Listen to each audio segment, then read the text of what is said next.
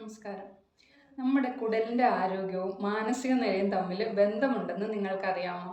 ദഹനം മാത്രമല്ല, പോഷകങ്ങളുടെ ആഗിരണം, മലവിസർജനം, പ്രതിരോധശേഷി, മാനസികാരോഗ്യം തുടങ്ങി മൊത്തത്തിലുള്ള ആരോഗ്യവുമായിട്ട് വളരെയധികം കുടലിന് ബന്ധമുണ്ട്. കുടൽ ഒരാളുടെ മാനസികാവസ്ഥയിലും വളരെ പ്രധാന പങ്ക് വഹിക്കുന്നതിനാലാണ് കുടലിനെ രണ്ടാമത്തെ തലച്ചോറായിട്ട് കണക്കാക്കപ്പെടുന്നത്.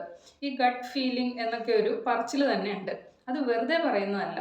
കുടലിൻ്റെ ആരോഗ്യം നമ്മുടെ മാനസികാരോഗ്യത്തെ സ്വാധീനിക്കുന്നത് ഗട്ട് ബ്രെയിൻ ആക്സിസ് എന്ന ഒരു സങ്കീർണമായ ശാസ്ത്രീയ പ്രതിഭാസത്തിലൂടെയാണ്.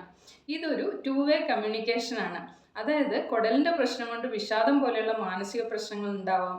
അതുപോലെ തന്നെ മനസ്സിൻ്റെ പ്രശ്നങ്ങൾ കൊണ്ട് കുടലിലും പ്രശ്നങ്ങൾ ഉണ്ടാവാം. അതുപോലെ 80% രോഗപ്രതിരോധ കോശങ്ങൾ കുടലിലാണെന്നാണ് പഠനങ്ങൾ പറയുന്നത്. പോഷകങ്ങൾ ആഗിരണം ചെയ്യാൻ മാത്രമല്ല, തലച്ചോറിലേക്ക് സിഗ്നൽസ് അയക്കാനും അണുബാധയെ പ്രതിരോധിക്കാനും രോഗപ്രതിരോധശേഷി വർദ്ധിപ്പിക്കാനൊക്കെ കുടൽ സഹായിക്കുന്നു.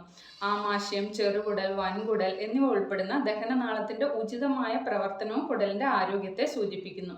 ന്യൂറോ ട്രാൻസ്മിറ്റേഴ്സുകളായ സെറട്ടോണിൻ, ഡോപ്പമിൻ പോലെയുള്ള കെമിക്കൽ മെസ്സഞ്ചേഴ്സ് കുടലിലും തലച്ചോറിലും ഉൽപ്പാദിപ്പിക്കപ്പെടുകയും വികാരങ്ങൾ, മാനസികാവസ്ഥ, ധാരണാശേഷി എന്നിവയൊക്കെ സ്വാധീനിക്കുകയും ചെയ്യുന്നു. ഈ പലപ്പോഴും ടെൻഷനും സ്ട്രെസ്സും ഒക്കെ വരുമ്പോൾ ചിലരിൽ വിശപ്പില്ലായ്മ, അമിത വിശപ്പ് ഒക്കെ അനുഭവപ്പെടുന്നത് ഇതുകൊണ്ടാണ്. ഈ പരീക്ഷാപ്പേടി കാരണം വിശപ്പില്ലായ്മ ഉണ്ടാവുക, അല്ലെങ്കിൽ ട്രിപ്പൊക്കെ പോകുന്നതിൻ്റെ തലേ ദിവസം ഉറക്കമില്ലാതെ വരിക, വിശപ്പില്ലായ്മയൊക്കെ ഇതിൻ്റെ ഉദാഹരണങ്ങളാണ്.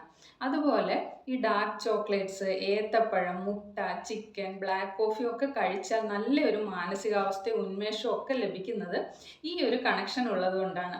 കുടലിൽ ഉള്ള നല്ല ബാക്ടീരിയകളും സൂക്ഷ്മാണുക്കളുമാണ് ദഹനം, പോഷകങ്ങൾ ആഗിരണം ചെയ്യൽ തുടങ്ങിയ ദഹന പ്രക്രിയയിൽ പ്രധാന പങ്ക് വഹിക്കുന്നത്.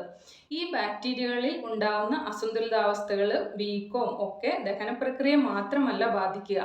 ഈ ന്യൂറോ ട്രാൻസ്മിറ്റേഴ്സുകളായിട്ടുള്ള ഡോപ്പമിൻ, സെറട്ടോണിൻ എന്നിവയിൽ ചേഞ്ചസ് ഉണ്ടാക്കുകയും ഇത് ടെൻഷൻ, വിഷാദം, മറ്റു മാനസികാരോഗ്യ പ്രശ്നങ്ങൾക്കും കാരണമായേക്കാം. ഇതുകൊണ്ടൊക്കെയാണ് ഇറിറ്റബിൾ ബവൽ സിൻഡ്രോം പോലെയുള്ള അവസ്ഥകളൊക്കെ ടെൻഷൻ, സ്ട്രെസ് ഒക്കെ ആയിട്ട് ബന്ധപ്പെട്ടിരിക്കുന്നത്. കുടലിൻ്റെ ആരോഗ്യവും ശാരീരികവും മാനസികവുമായിട്ട് എത്രത്തോളം ബന്ധപ്പെട്ടിട്ടുണ്ടെന്ന് ഇപ്പം മനസ്സിലായില്ലേ? ഇനി കുടലിൻ്റെ ആരോഗ്യം മെച്ചപ്പെടുത്താൻ എന്തൊക്കെ ചെയ്യണമെന്ന് നോക്കാം. ഒന്നാമതായിട്ട് ഭക്ഷണക്രമം. നമുക്കറിയാം, നാരുകൾ അടങ്ങിയിട്ടുള്ള ഭക്ഷണങ്ങൾ, പഴങ്ങൾ, പച്ചക്കറികൾ, മുഴുധാന്യങ്ങൾ, പയറുവർഗ്ഗങ്ങൾ, പിന്നെ തൈര്, യോഗേട്ടൊക്കെ പോലെയുള്ള നല്ല ബാക്ടീരിയകൾ അടങ്ങിയിട്ടുള്ള പ്രോബയോട്ടിക്സ് ഒക്കെ ധാരാളം കഴിക്കുക. ഒമേഗ 3 ഫാറ്റി ആസിഡ് അടങ്ങിയിട്ടുള്ള മത്സ്യം, ചണവിത്ത്, വാൽനട്ട് ഒക്കെ നല്ലതാണ്. ചിക്കൻ, മുട്ട, പാലുൽപ്പന്നങ്ങൾ പോലെ പ്രോട്ടീൻ അടങ്ങിയ ഭക്ഷണങ്ങൾ ഉൾപ്പെടുത്തുക. മാതളം, അത്തിപ്പഴം, ഈന്തപ്പഴം ഇത് വളരെ പ്രധാനമാണ്. ഇതൊക്കെ കുടലിൻ്റെ ആരോഗ്യം മെച്ചപ്പെടുത്തുന്നു. ധാരാളം വെള്ളം കുടിക്കുക. സ്ട്രെസ് കുറയ്ക്കാനായിട്ട് യോഗ, പ്രാണായാമം ഒക്കെ ശീലിക്കുക. നന്നായിട്ട് ഉറങ്ങുക, വ്യായാമം ചെയ്യുക. ഈ പ്രിസർവ്ഡ് ആയിട്ടുള്ള ഭക്ഷണങ്ങൾ, പഞ്ചസാര, കൃത്രിമ മധുരങ്ങൾ, അനാരോഗ്യകരമായ കൊഴുപ്പുകൾ, പുകയില, മദ്യം ഒക്കെ ഒഴിവാക്കുക. നല്ല ജീവിതശൈലി, നല്ല ഭക്ഷണം ഒക്കെ നമ്മുടെ കുടലിനെയും തലച്ചോറിനെയും അതുവഴി ശരീരത്തിൻ്റെയും മനസ്സിൻ്റെയും ആരോഗ്യമൊക്കെ മെച്ചപ്പെടുത്തുന്നു.